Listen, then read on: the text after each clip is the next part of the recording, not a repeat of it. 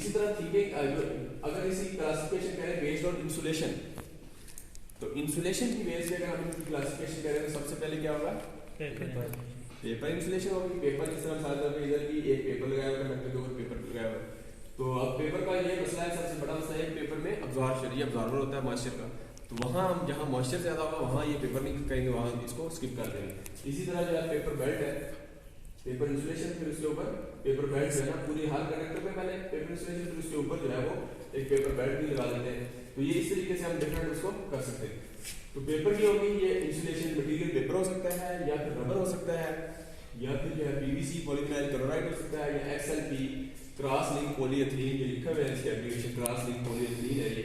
और इसी तरह जो है वो पीवीसी है, तो पीवीसी का इधर पॉलीविनाइल क्लोराइड है। इसी तरह जो है वो डिफरेंट जो है वो हो सकती है। इसी तरह आप देखिए थिंकिंग इंसुलेशन में, तो ये जिस तरह केबल्स कुछ नाम लिखे हुए हैं, फॉर एग्जांपल देयर VRI, ये केबल की टाइप है, मैनुअल में कुछ लिखी हुई है आपके मैनुअल में।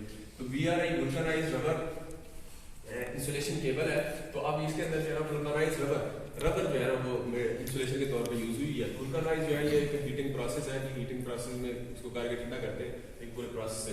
इसी तरह जो है इसकी जो है वो सॉफ्टनेस, इस तरह जो है वुल्कनाइज इसकी इसके अपने एडवांटेज है, सॉफ्टनेस है, फ्लेक्सिबल है, फिर अर्थिंग के लिए इसको मोस्टली हम यूज कर सकते हैं। और इसे मॉइस्चर को, इसका नेगेटिव पॉइंट ये है कि मॉइस्चर को ऑब्जर्व करती है। जिस तरह पेपर इंसुलेशन का मसला है, इसमें भी ये मॉइस्चर ऑब्जर्वर की वो है। तो इससे प्रोटेक्ट करने के लिए मॉइस्चर से हम फिर जो है ना एक नेक्स्ट केबल कोई और यूज कर सकते हैं, जिस तरह ये वाली है, ये पीवीसी है जो कि लो वोल्टेज या मीडियम वोल्टेज के लिए यूज करते हैं। पोलर नॉन पोलर दो पोजीशन होती है, तो पोलर के लिए एप्लीकेशन ये ठीक है पीवीसी।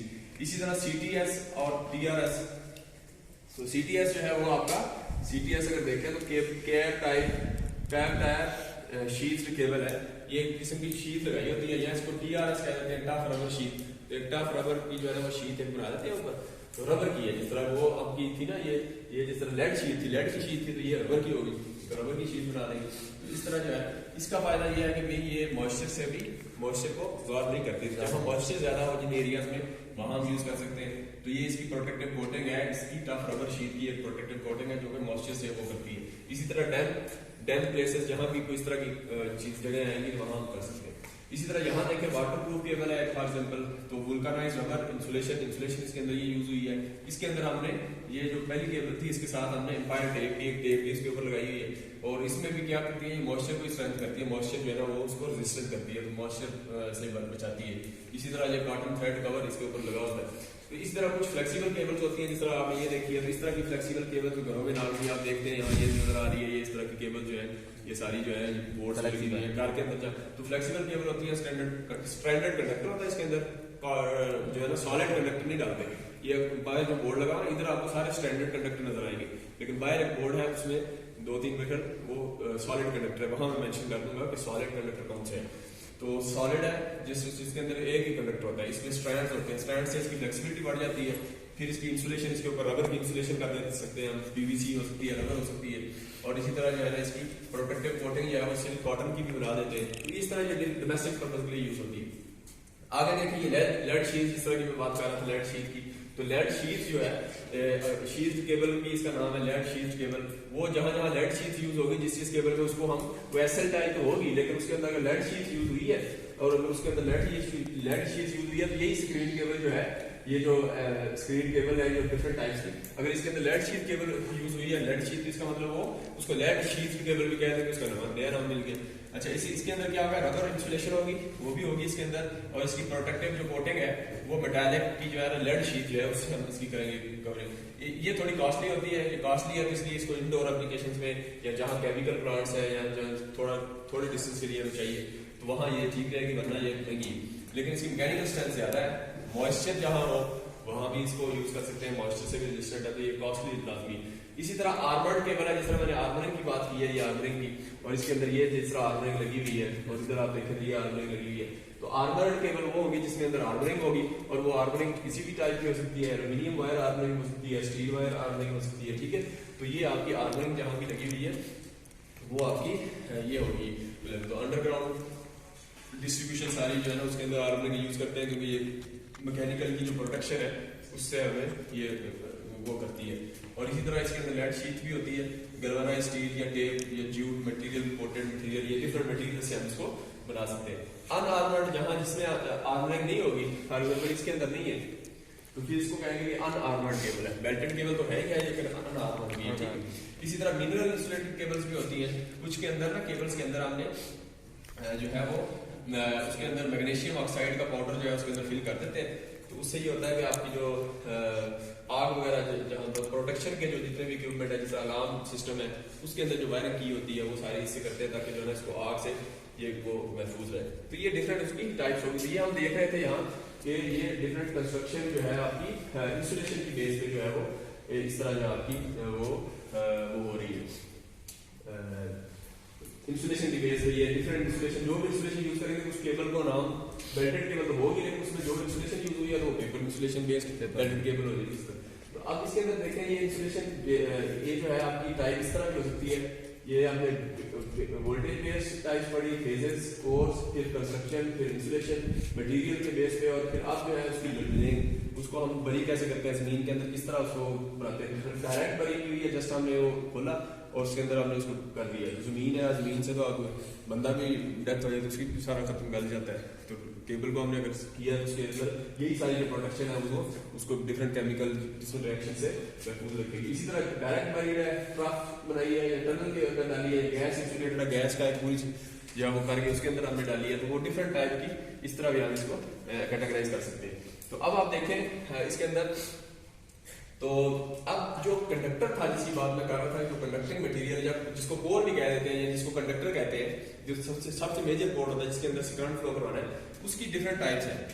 मतलब वो डिफरेंट मटेरियल से बनता है, या तो वो एल्यूमिनियम से बन सकता है, कॉपर से बनता है, ये जो है स्टेनलेस सिल्वर है। तो अब आप देखें तो एल्यूमिनियम है तो इसमें क्रूजन थोड़ा सा इसका प्रॉब्लम होता है, कॉपर में ये क्रूजन से या जंग से रेजिस्टिव होता है। इस तरह जो टिन है जो सोल्डरिंग करते हैं, सोल्डरिंग में जो वायर यूज होती है वो नॉर्मल टिन की होती है, व्हाइट कलर होता है इसका वायर, yes. तो वो टिन की होती है क्योंकि सोल्डरिंग इसकी अच्छी हो जाती है इसकी सोल्डरिंग। अच्छा, इसी तरह कॉपर है, ये जो आपने है ये सिल्वर है, तो ये कॉस्टली है डेफिनेटली। सबसे अच्छा तो गोल्ड ही है, लेकिन वो तो फिर नहीं हो सकता, तो फिर ये सिल्वर है, सिल्वर भी अच्छा है। इसके भी जो है ना अलाय बना के सिल्वर को किसी के साथ अलाय बना के, इस तरह दो आपको अलाय नजर आ रहे हैं, ऑल एल्यूमिनियम अलाय कंडक्टर है, तो इस तरह का अलाय बना दिया। या फिर ये है एल्यूमिनियम कंडक्टर स्टील रीइंफोर्स्ड, तो आप एल्यूमिनियम कंडक्टर है लेकिन स्टील रीइंफोर्स्ड, इसके बीच में हमने स्टील डाल दिया है, तो एल्यूमिनियम कंडक्टर स्टील रीइंफोर्स्ड इसमें नजर यही आ रहा है। तो आप बैठ जाएंगे ना, मैं बाहर आपको दिखाऊंगा, ये एसी है सारा, ये आप देखें इसके दरमियान में जो एक कंडक्टर है वो स्टील का है, ऊपर एल्यूमिनियम है, ये ऑल एल्यूमिनियम कंडक्टर है, ये सारा ये भी सारा ऑल एल्यूमिनियम कंडक्टर है। ये ACSR है, एल्यूमिनियम कंडक्टर स्टील रीइंफोर्स्ड, ये अंदर जो है वो स्टील है, एक ऊपर जो है स्टील से स्ट्रेंथ इसकी बढ़ गई है। इसी तरह ACSR ये भी अंदर स्टील आपको नजर आ रहा है, ऊपर जो है एल्यूमिनियम है, अंदर स्टील के हैं, ये देखें कितने स्ट्रैंड है, 1 2 3 4 5 6 7 अंदर स्टील के हैं, बाकी जो है ना वो एल्यूमिनियम के। इसी तरह ये जो है ACSR है, ये भी इसके अंदर एक स्टील का है, बाकी सारे एल्यूमिनियम। ACSR है, ये भी इसके अंदर जो है 7 है, 4 3 7 और बाकी सारे। इसी तरह ACSR है, इसके अंदर भी 7 है और ऊपर जो है वो एल्यूमिनियम है, ये सारे एल्यूमिनियम है, ठीक है। और एल्यूमिनियम कंडक्टर तो सारा एल्यूमिनियम, इसको व्हाइट कलर से नजर भी आ रहा है। एल्यूमिनियम कंडक्टर स्टील रीइंफोर्स्ड इस तरह के अलाय बन सकते हैं, ऑल एल्यूमिनियम अलाय कंडक्टर बन सकता है। या फिर ये देखें कि यहाँ जो आपको मैंने बताया कि सिल्वर का भी इसी तरह अलाय बना देते हैं, ये 2 है, इस तरह के और भी अलाय ये नॉर्मली यूज होते हैं हमारे, तो वरना इसका अलाय बना के, तो इसका जो है ना हम फिर करते हैं कि ये क्रूजन जो है जंग नहीं लगने देता, जंग के लिए एक्सीलेंट है, उसको रेजिस्ट करता है। तो ये फिर एरोस्पेस एप्लीकेशन में हम जो है सिल्वर का अलाय यूज करके इसको एरोस्पेस में जो भी हम भेजेंगे कोई जो है क्या होता है सैटेलाइट भेजेंगे, उसके अंदर जो इलेक्ट्रिकल का सिस्टम होगा उसमें केबल जो यूज करेंगे, उसके अंदर जो कंडक्टर होगा वो आपका सिल्वर कोटेड या सिल्वर अलाय का बनाएंगे, ताकि जो है क्रूजन ना हो। वहाँ टेम्परेचर भी डिफरेंट होता है, तो इसकी रेंज भी है -65 से 200 डिग्री सेंटीग्रेड तक, तो जहाँ ऊपर टेम्परेचर कम ज़्यादा नहीं हो, जहाँ भी हो, तो वो अलाय डिपेंड अलाय जब बनाते हैं उससे टेम्परेचर की वो चेंज हो जाती है, हर चीज़ प्रॉपर्टी चेंज हो जाती है। तो अलाय से आप ये फिर केमिकल इंजीनियर्स का फील्ड बन जाएगा कि वो डिफरेंट उनका बनेगा। ये मटेरियल्स वाला भी, मटेरियल्स भी है ना एप्लीकेशन, तो मटेरियल्स में लोग यही कर रहे हैं मटेरियल्स में, तो मटेरियल्स वो सारा यही काम करते हैं, एक मटेरियल को दूसरे से बनाया।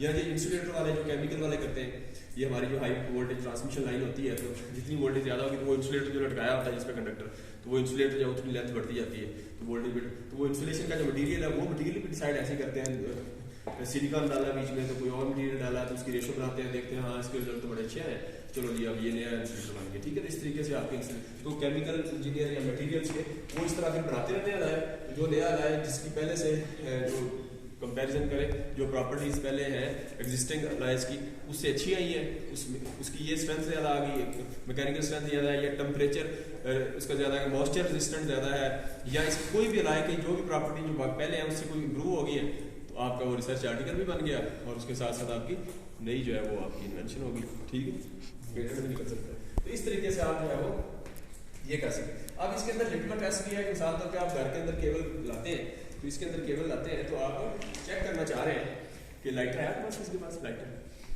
तो लाइटर भी सिगरेट भी अच्छी बात है यार, ये नहीं पीता। तो ये लाइटर कोई नहीं है, आप देखो पीछे माचिस वगैरह। तो आप इसको चेक करना है, वैसे लिटमस टेस्ट है, वैसे तो ये बड़ा कंडक्टर तो नहीं चेक हो सकता, इसको आप लाइटर से जब ये खरीदनी है तो प्योर कॉपर है या नहीं, तो ये ऊपर से तो प्योर ही लग रहा है, लेकिन हो सकता है कि ऊपर कोटिंग की हो, अंदर टिन हो, टिन भी 2 नंबर हो, समझ आए। तो फिर आप जब इसको घर पे लगाएंगे तो अगर टिन हुआ अंदर से, तो जब करंट गुजरेगा तो ये फौरन इसका देखेंगे मेल्टिंग पॉइंट आपका टिन का सबसे कम है, 6। इसी तरह एल्यूमिनियम में कॉपर है, तो आपका ये मेल्ट हो जाएगा, थोड़े टेम्परेचर पे मेल्ट हो जाएगा, मेल्ट हो जाएगी तो ये आपका जो है वो ये स्पार्क और सारा जो है वो आपका डैमेज हो जाएगा, सिस्टम को डैमेज करेगा। तो इसलिए इसको फिर जब वायरिंग में आप जाएँ, शॉप पे जाएँ, तो आपने अगर कोई केबल चेक करनी है तो इस तरह के जो स्टैंड छोटे छोटे होते हैं इनको चेक करने के लिए ईजी है जी। वो आप नीचे से लाइटर जलाएं, अगर तो ये पहले तो ये लाइटर जलाएंगे तो वैसे ही इसको साफ करेंगे, तो ये ऊपर से अगर ऊपर कोटिंग हुई ना तो नीचे से वाइट नजर निकल आएगा, उससे पता चल जाएगा कहाँ पर नहीं। अच्छा, अगर वो नहीं है तो फिर आप अगर टिन हुआ तो वैसे ही मेल्ट हो जाएगा, तो मेल्ट होगा तो ये मेल्ट होगा तो ये वैसे ही इसकी जो मेल्ट होगी नीचे गिर हो जाएगी ये सर, तो मेल्ट से पता चल जाएगा कि ये तो वो जो है ना मटीरियल ठीक नहीं है, सही है। तो इस तरीके से आप जो है ना इसको या इसको रेगमाल लगा के, रेगमाल क्या कहते हैं वैसे,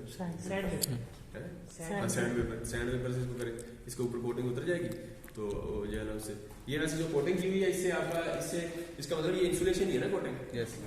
तो ये फिर वो हुआ ना नॉन कंडक्टिंग हुआ, नॉन कंडक्टिंग होना चाहिए नहीं, इसका मतलब है कि इसको अगर सैंड पेपर से मैं ना अभी रख दूं तो ये आपस में शार्ट नहीं होना चाहिए, नहीं होना चाहिए, ऐसे ही है ना, चेक करें। अगर मैं इसको पकड़ो,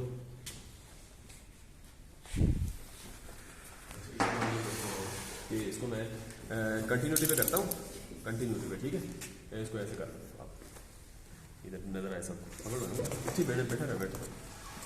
अच्छा ये देखिए ये है ना, अब हम इसको इधर मैं इधर ही लगा रहा हूँ, इधर ही जस्ट इधर, इसका मतलब ये तो इंसुलेशन है, ये इंसुलेशन नहीं है, इंसुलेशन नहीं। इसी तरह जो आप मोटर पे ऊपर वाइंडिंग करते हैं ना, हाँ उसमें होती है ना, उस पर होगी तो इसका मतलब क्या होगा, हाँ वो कंडक्टर नहीं होगी, वो उसको कंडक्टर को इस तरह हाथ लगाएंगे आप तो वो आपको बीप नहीं देगा, वो शार्ट नहीं होगा ऐसी, लेकिन ये शार्ट,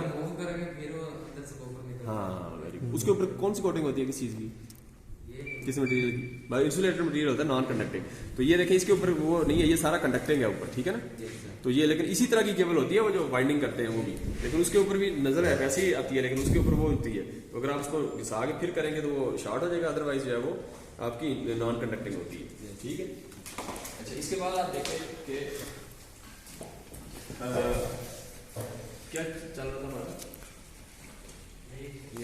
हाँ तो ये आप देख रहे थे कि इसका ऐसे ही है ना, यस सर। अच्छा अब आप देखें तो उसके बाद अब हमने ये करना है कि अब फॉर एग्जांपल हमने केबल को डिसाइड करना है, केबल चूज करनी है। आज का एजेंडा हमारा यही है, मेन मकसद यही है कि हम केबल को इतना पढ़ लें कि हमें थोड़ा सा ये अंदाजा हो जाए घर के अंदर केबल यूज होती है, सिलेक्शन घर के अंदर केबल की सिलेक्शन करनी है, उसका कम से कम ये तो बताना क्राइटेरिया क्या है, इसको कहाँ से किस कौन सा मतलब स्टेप्स होंगे जिससे हमें पता चले कि इसका ना हम एक्स्ट्रा केबल लगाएं, कॉस्ट ज्यादा हो जाएगी। मतलब हमने केबल हमें चाहिए उसमें से करंट 2 एम्पीयर चाहिए, तो आप 10 एम्पीयर वाली केबल लगा लें तो खाम का पैसा जाएगा ना। तो ये चले आपने घर में तो चले भी नहीं ठीक वैसे तो, लेकिन यह कि इसमें जब आप बिजनेस करते हैं या मतलब आप ज़ाहिर आप में से कोई फ्रीलांसिंग कर रहा है नहीं करेंगे, किसी का बिजनेस का भी होगा प्लानिंग है, इलेक्ट्रिकल को बिजनेस में कन्वर्ट करने का अगर है तो बिजनेस की लेक्चर हम इधर यूनिवर्सिटी में किसी में भी फाइनेंशियल एजुकेशन नहीं है तो वो तो आपने खुद ही पढ़नी है फाइनेंशियल एजुकेशन। लेकिन यह है कि अगर इसको इलेक्ट्रिकल इंजीनियरिंग को आप अभी से सोचना शुरू कर देंगे इसको हम बिजनेस में कन्वर्ट करें, तो जो भी आप इधर सीख रहे हैं तो ये कोई ना कोई एक पॉइंट पिक कर ले और उसको उसमें कन्वर्ट हो सकता है। तो सिर्फ बिजनेस नहीं माइंड, उसमें आप सर्विंग दी ह्यूमैनिटी भी कर लें, जो भी आपकी पर्सनैलिटी है उस बेस पे आपको आपका इससे पैशन, इसलिए आप प्रोफेशन भी निकल आएंगे आपके कि आगे आप किधर वो करेंगे, किधर जो है ना वो आपके फील्ड कौन से बनते हैं, इससे आपकी सारी चीज़ें निकल आती हैं। तो इस तरह जो है वो आप गाइड की जाती है। तो आपने ये देखना है कि आपने जो है वो केबल डिसाइड कर लिया था। आप देखें दो तरह के स्टैंडर्ड होते हैं, एक मैट्रिक है और एक जो है वो इंपीरियल है। ये मैट्रिक है, दूसरा इंपीरियल है, ठीक है। तो ये दो स्टैंडर्ड है। इंपीरियल स्टैंडर्ड पहले यूज होता था, जिस तरह हम देखते हैं ना 329, 729, 744, 752, 764, 44, 76, 23, 29, 28, 76, जो इस तरह की जो स्टैंडर्ड आता था इसको इंपीरियल स्टैंडर्ड कहते थे, ठीक है। अब मैट्रिक स्टैंडर्ड हम यूज करते हैं एमएम में, केबल एमएम में हम चेक करते हैं। तो एमएम का मतलब मिलीमीटर है, एमएम में उसका अगर एमएम लिखा हो तो इसका मतलब है कि जो उसके अंदर कंडक्टर है ना उसका एक स्ट्रैंड जो है कंडक्टर का एक स्ट्रैंड उसका डाया है एमएम में।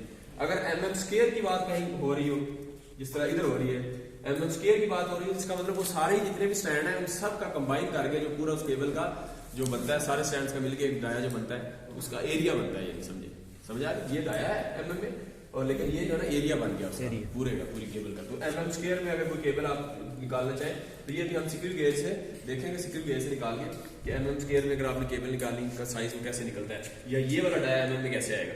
अब एमएम को जो इंपीरियल और मैट्रिक इनको कन्वर्जन करना है, आपस में रिलेट करना है, वो भी टेबल मिल जाते हैं। जिस तरह साल 2.5 एमएम है, इसको 329 की केबल होती है ये, ठीक है ना। तो इस तरह आप एमएम को ये इसके अंदर कन्वर्ट कर सकते हैं। उसका टेबल आप सर्च करेंगे तो वहाँ आपको टेबल मिल जाते हैं किसी किताब में या वैसे अगर करना चाहें। वरना नॉर्मली अभी जो है वो मैट्रिक सिस्टम यूज हो रहा है, उसमें एमएम में हम साइज देते हैं केबल का, इतने एमएम स्क्वायर की केबल या इतने एमएम की केबल हमें चाहिए, ठीक है। तो वो एमएम से आगे जो है ना फिर गेज भी आता है। मिसाल तौर पर एमएम की केबल है, तो एमएम की केबल है तो उसके गेज लिखे होते हैं। तो लास्ट टाइम मैंने आपको बताया था कि जिस तरह जो है ये जो गेज है, गेज मीटर है फॉर एग्जांपल, तो ये गेज मीटर जो है इससे आपको पता चल जाएगा कि इसका क्या है। तो ये आप देखें इसमें दो तरह के स्टैंडर्ड है। मिसाल तौर पर आपको केबल दी जाती है, आपको केबल दी जाएगी, ये हो सकता है कि आपको एक परफॉर्मेंस में, लैब परफॉर्मेंस में ये हो, तो केबल एक देंगे, उसका आप गेज नंबर निकालें कितने गेज की। तो आप सिंपल क्या करेंगे, आप ये करेंगे कि पहले आप ये लाजमी पूछेंगे कि भाई वो अमेरिकन वायर गेज आप कह रहे हैं मैं आपको चाहिए, या गेज नंबर, या चाहिए स्टैंडर्ड वायर गेज। तो ये जो है इस वक्त ये SWG वाला ये है। तो इसी तरह स्टैंडर्ड चाहिए, अगर आपको बता देते हैं कि स्टैंडर्ड वायर गेज में आप गेज नंबर बताएं, तो अब आप इस तरह करेंगे, उसी का डाया निकालेंगे। ये जो आपका है ये कंडक्टर का डाया मैं आपको बताता हूँ, इसका एक स्टैंड, ये कितने हैं स्टैंड्स गिरो था, एक के अंदर कितने हैं, ये तो ये इतने स्टैंड्स हैं। तो इन स्टैंड्स के अंदर जो है वो इनका एक स्टैंड निकाल के इसका डाया निकालेंगे, उससे निकाल के मिलीमीटर में आ जाएगा, ठीक है। फॉर एग्जाम्पल मैं कहता हूँ कि इससे हमने निकाला तो ये आ गया। अच्छा, इसका निकालने का तरीका भी है कि आप जितने भी स्टैंड है कोशिश करें 3, 4, 5 स्टैंड, अगर 2 है तो दोनों ले लें, उसका एवरेज निकाल लें ताकि फिर एरर कम से कम हो, ठीक है। तो जब भी मैं 21 है तो इसका मतलब ये 21 इसके स्टैंड है, तो इसके स्टैंड्स को आप 3, 4 या 5 स्टैंड लेंगे, उनका 5 स्टैंड उसका डाया निकाले, उसका निकाल के उसका डिवाइड बाय 5 करें, एवरेज निकाल के। फॉर एग्जांपल वो 638 आता है, 6.38 है, तो 6.38 mm है, तो उसके करीब जो यही बनता है। तो आप डायरेक्ट कह देंगे कि SWG स्टैंडर्ड वायर गेज की बेस पे इस केबल जो है ये वाली, इसका गेज नंबर जो है वो 3 है, ठीक है। तो इस तरह से गेज नंबर निकाल देंगे आप। तो इंचेस में निकालना, इंचेस में निकल आएगा। तो ये जो 729 मैंने आपको बताया इंपीरियल साइजेस है, तो 329 नॉर्मली हम कहते हैं 329 की केबल है या 729। तो 329 का मतलब ये है कि इसके जो स्ट्रैंड्स हैं वो 3 होंगे, जो ये इसमें इन्होंने बताया 21, तो ये 21 की जगह 3 होंगे सिर्फ। और एक जो स्ट्रैंड है उसका डाया जो है वो 0.0 329 को इस तरह लिखते हैं 0.029 इंच में होगा। तो इतना डाया होगा उसका एक स्टैंड का, और उसके 3 इस तरह 729 है, उसके अंदर आपके 7 स्टैंड होंगे और 0.029 इंच में निकाल सकते हैं। वर्नियर स्केल या स्क्रू गेज जब भी हम करेंगे तो इससे रीडिंग आप निकाल सकते हैं मिलीमीटर में। तो मिलीमीटर को आपने इंचेस में करना होता है, कैसे करेंगे? तो 30 सेंटीमीटर जो है वो 12 इंच होता है, 30 सेंटीमीटर 12 इंच होता है, या 300 मिलीमीटर 12 इंच होता है, ऐसी है ना। तो 300 मिलीमीटर 12 इंच और 1 मिलीमीटर हो गया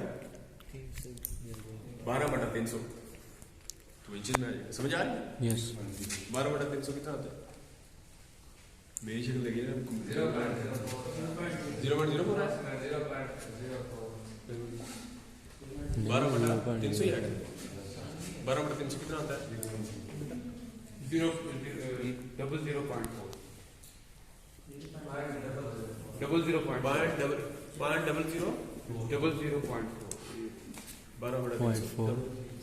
0.4 100 आ गया 3 4 12 0.04 आ गया यार 0.04 ना हाँ 0.04 आ गया तो 1 मिलीमीटर बन गया आपका 0.04 ऐसी है तो ये कितने मिलीमीटर बनेगा जरा 29 को देखें जरा 0.029 इंच है इसको कन्वर्ट करें 0.29 इंच है तो ये कितना बनेगा 0.04 है तो ये बन जाएगा 0.00096 हाल चेक कर इसको मिलीमीटर में करना है यार मिलीमीटर में तो इससे बड़ा ही होगा ना ये इंचेस में पहले ये 0.029 इंचेस है ना ये तो 1 इंच कितना होगा 12 इंच जो है वो 300 तो 1 इंच हो गया